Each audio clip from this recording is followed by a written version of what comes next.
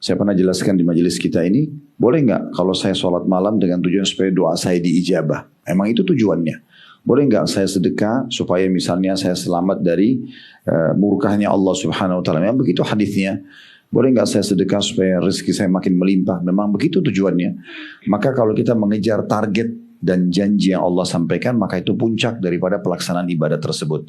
Dan tidak boleh kita berkonsep seperti sebagian orang, jangan ibadah karena ada surga dan jangan meninggalkan dosa karena ada neraka. Seakan-akan mereka itu coba berusaha ibadah, sementara mereka tidak mengejar apa yang Allah janjikan.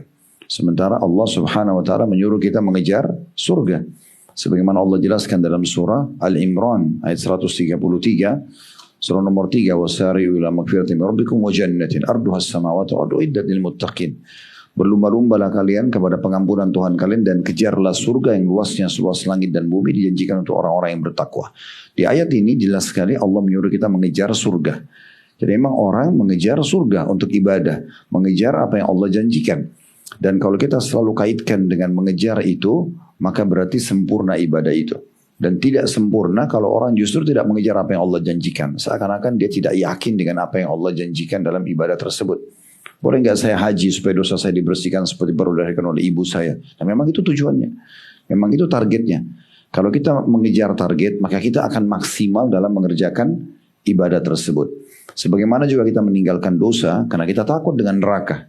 Bukan kita takut dengan makhluk Allah ini, tetapi karena Allah yang perintahkan kita untuk takut kepadanya. Allah berfirman tentang surga, kamu adalah rahmatku yang aku balas orang-orang yang patuh denganmu. Dan berfirman kepada neraka, sesungguhnya kau adalah siksaanku yang aku siksa orang-orang yang durhaka dan durjana.